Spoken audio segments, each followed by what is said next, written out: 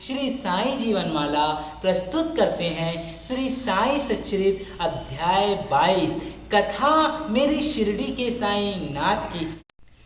अनंत कोटि ब्रह्मांड नायक राजाधिराज योगीराज परम ब्रह्म श्री सच्चिदानंद सद्गुरु साईनाथ महाराज की जय। ओम साई राम। स्वागत है आपके अपने चैनल साईं जीवन माला पे। तो मैं हूँ राम गुप्ता। दोस्तों, हर दिन की भांति आज हम शिरडी के साईं बाबा को श्री साईं सच्चरित के अध्याय 22 की पावन कथा बाबा की द्वारका माई में साईनाथ महाराज को सुनाने जा रहे हैं। तो जब बाबा बड़े ध्यान से बैठे हुए हैं बाबा द्वारका माई में, पीछे पर भी और सामने पर भी, तो आप भी बैठ जाइए और अति आराम से बाबा की इस पावन कथा को सुनिए, क्योंकि इस कथा में शिरडी के साईं ने सर्वविश्व से भक्तों की कैसे रक्षा की थी यह बताया है और बहुत ही सत्य घटना है, जिसे अगर आप ध्यान से सुनेंगे तो आपके जीवन में आ रही सारी परेशानियों को शिरडी के साईं बाबा दूर कर देंगे। तो जयकारा मेरे साईनाथ महाराज का बोलिए साचे दरबार की जय। प्रार्थना कर लेते हैं कि बाबा, हम आपकी द्वारका माई में बैठकर आपकी पावन कथा आपको सुनाने जा रहे हैं।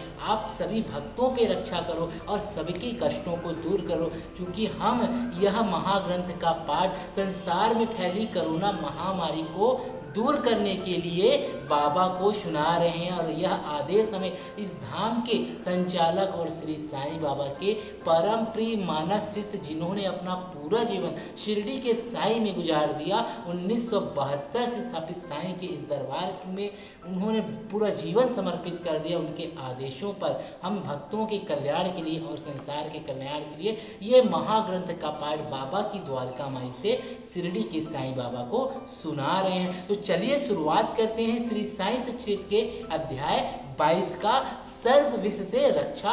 बाला साहेब मिरीकर, श्री बापू साहब बूटी, श्री अमीर शक्कर, श्री हेमंत पंत और बाबा के विचार। बाबा की सर्प मारने पर सलाह, मतलब अगर कोई सांप को मारे तो इस विषय में बाबा ने क्या सलाह दी थी। श्री साईं बाबा का ध्यान कैसे किया जाए, उस सर्वशक्तिमान की आज आप सभी ध्यान दीजिएगा। श्री साईं बाबा का ध्यान कैसे किया जाए, इस बात पर भी यहाँ पर गौर कीजिएगा, चूँकि बाबा को कैसे प्रसन्न किया जाए इसका पूरा इस अध्याय में भी बताया गया है। श्री साईं बाबा का ध्यान कैसे किया जाए, उस सर्वशक्तिमान की प्रकृति अगाध है, जिसका वर्णन करने में वेद और सहस्त्रमुखी शेष नाग भी अपने को असमर्थ पाते हैं। भक्तों की रुचि स्वरूप वर्णन से नहीं, उनकी तो दृढ़ धारणा है कि आनंद की प्राप्ति केवल उनके श्री चरणों से ही संभव है। उनके चरण कमलों के ध्यान के अतिरिक्त उन्हें अपने जीवन के सर्वोच्च लक्ष्य की प्राप्ति का अन्य मार्ग विदित ही नहीं है। हेमंत पंत भक्ति और ध्यान का जो एक अति सरल मार्ग सुझाते हैं, वह है कृष्ण पक्ष के आरंभ होने पर चंद्रकलाएं दिन प्रतिदिन घटती जाती हैं और उनका प्रकाश भी क्रमशः क्षीण होता जाता है, और अंत में अमावस्या के दिन चंद्रमा के पूर्ण विलीन रहने पर चारों ओर निशा का भयंकर अंधेरा छा जाता है। परंतु जब शुक्ल पक्ष का प्रारंभ होता है तो लोग चंद्र दर्शन के लिए अति उत्सुक हो जाते हैं। इसके बाद द्वितीया को जब चंद्र अधिक स्पष्ट नहीं होता, तब लोगों को वृक्ष की दो शाखाओं के बीच से चंद्र दर्शन के लिए कहा जाता है, और जब इन शाखाओं के बीच उत्सुकता और ध्यानपूर्वक देखने का प्रयत्न किया जाता है तो क्षितिज पर छोटी सी चंद्र रेखा की दृष्टि गोचर होते ही मन अति प्रफुल्लित हो जाता है। इसी सिद्धांत का अनुमोदन करते हुए हमें बाबा के श्री दर्शन का भी प्रयत्न करना चाहिए।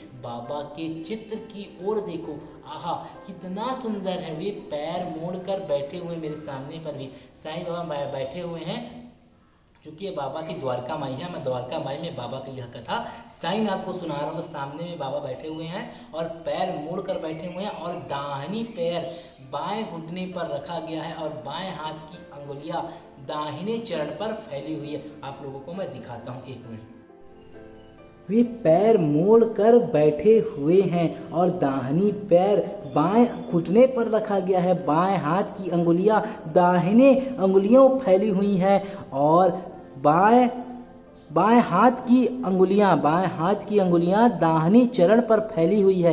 दाहिनी पैर के अंगूठे पर तर्जनी और मध्यम उंगलियां फैली हुई हैं। इस आकृति से बाबा समझा रहे हैं कि यदि तुम मेरे आध्यात्मिक दर्शन करने की इच्छा रखते हो तो अभिमान शून्य और विनम्र होकर उक्त दो अंगुलियों के बीच से मेरे चरण के अंगूठे का ध्यान, तब कहीं तुम उस सत्य स्वरूप का दर्शन करने में सफल हो सकोगे। भक्ति प्राप्त करने का यह सुगम पथ है। तो आप सभी देख सकते हैं ये बाबा की बहुत ही प्यारी प्रतिमा है और ये आप सभी देख सकते हैं द्वारका माई में पत्थर पे विराजित है शिरडी के साईं बाबा।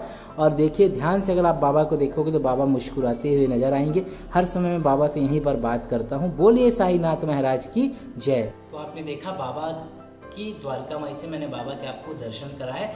बाबा का जो यह तस्वीर है आप अगर ध्यान से देखेंगे तो बाबा का चेहरा मुस्कुराते हुआ है और बाबा से बात करो तो बाबा बात करते हैं, सुनते भी हैं और सुन भी रहे हैं। उन्हीं का चमत्कार है, उन्हीं का आशीर्वाद है जो मुझे प्रेरणा मिली है। और बाबा खुद इतने ध्यान से सुन रहे हैं कथा को, हंसते हुए कि जब मैं बोलता हूँ ना बाबा आपने यहाँ पर ये चमत्कार किया था, अब क्यों नहीं करते? बेटा करूँगा, सब्र रख, श्रद्धा रख, सबूरी रख। बोला चलिए देखा जाएगा, साईं का चमत्कार है, धीरज रख लो, रहमत की वर्षा भी बरसा देगा। चलिए आगे की कथा को अब हम जारी रखते हैं। अब एक क्षण भी श्री साईं बाबा मतलब सफल हो सकोगे, कहीं तुम उस स्वरूप का, सत्य स्वरूप का दर्शन करने में सफल हो सकोगे, तब कहीं तुम उस सत्य स्वरूप का दर्शन करने में सफल हो सकोगे। भक्ति प्राप्त करने का यह एक सुगम पथ है। अब एक क्षण भी श्री साईं बाबा की जीवनी का अवलोकन करें। साईं बाबा के वास से ही शिरडी तीर्थ स्तर बन गया और चारों ओर से लोगों की भीड़ वहां प्रतिदिन बढ़ने लगी तथा धनी और निर्धन सभी को किसी न किसी रूप में लाभ पहुंच रहा है। बाबा के असीम प्रेम, उनके अद्भुत ज्ञान भंडार और सर्वव्यापकता का वर्णन करने की सामर्थ्य किसे है? धन्य तो वही है जिसे कुछ अनुभव हो चुका है। कभी कभी वे ब्रह्मा में निमग्न रहने के कारण दीर्घ मौन धारण कर लिया करते थे और कभी कभी वो चैतन्य धन और आनंद मूर्ति बन भक्तों से घिरे रहते थे। वे कभी दृष्टांत देते तो कभी हास्य विनोद किया करते थे।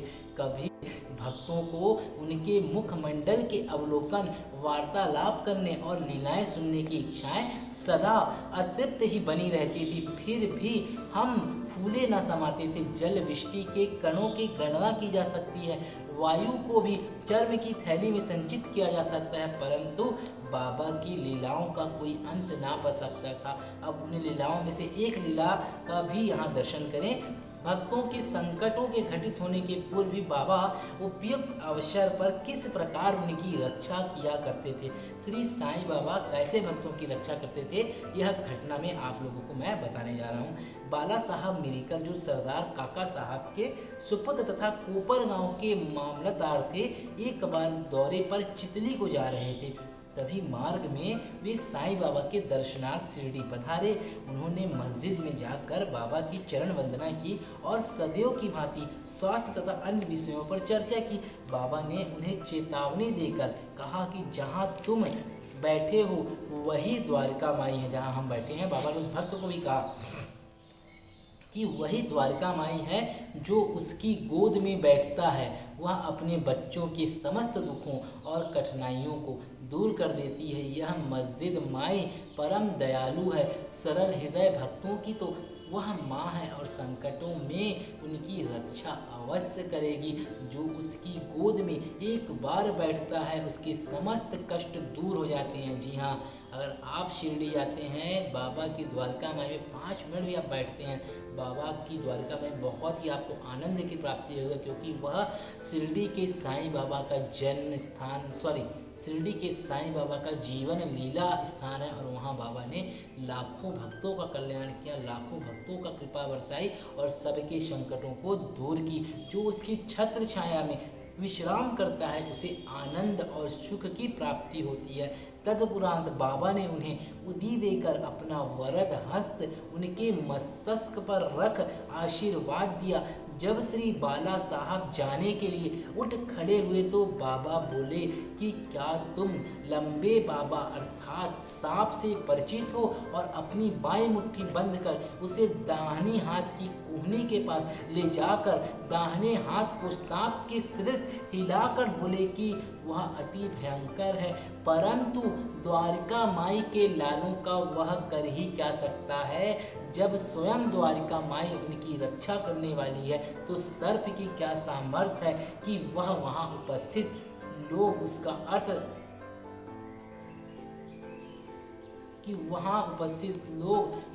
तथा मिलकर को इस प्रकार चेतावनी देने के कारण को जानना चाहते थे, परंतु पूछने का साहस किसी में भी ना था। बाबा ने सामा को बुलाया और बाला साहब के साथ जाकर चितली यात्रा का आनंद लेने की आज्ञा दी। तब सामा ने जाकर बाबा का आदेश बाला साहेब को सुनाया। वे बोले कि मार्ग में असुविधाएं बहुत हैं तथा आपको व्यर्थ ही कष्ट उठाना उचित नहीं है। बाला साहब ने जो कुछ कहा वह सामा ने बाबा को बताया। बाबा बोले कि अच्छा ठीक है, न जाओ, सदैव उचित ग्रहण कर श्रेष्ठ कार्य ही करना। जो कुछ होने वाला है सो तो होकर ही रहेगा। बाला साहब ने पुनः विचार कर सामा को अपने साथ चलने के लिए कहा। तब सामा पुनः बाबा की आज्ञा प्राप्त कर बाला साहेब के साथ तांगे में रवाना हो गए। वे 9 बजे चितली पहुंचे और मारुति मंदिर में जाकर ठहरे। कार्यालय के कर्मचारीगण अभी नहीं आए थे, इस कारण यहाँ वहाँ की चर्चाएं करने लगे और बाला साहेब दैनिक पत्र पढ़ते हुए चटाई पर शांतिपूर्वक बैठे थे। उनकी धोती का ऊपरी सिरा कमर पर पड़ा हुआ था और उसी के एक भाग पर एक सांप बैठा हुआ था। किसी का भी ध्यान उधर ना था। वह सी करता हुआ आगे रेंगने लगा।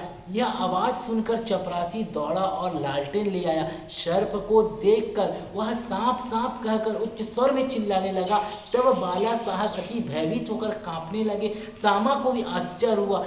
तब वे तथा अन्य व्यक्ति वहां से धीरे से हटे और अपने हाथ से लाठियां ले ली। सर्प धीरे धीरे कमर से नीचे उतर आया। तब लोगों ने उसका तत्काल ही प्रणाम कर दिया। जिस संकट की बाबा ने भविष्यवाणी की थी वह टल गया और साईं चरणों में बाला साहेब का प्रेम दृढ़ हो गया, विश्वास दृढ़ हो गया।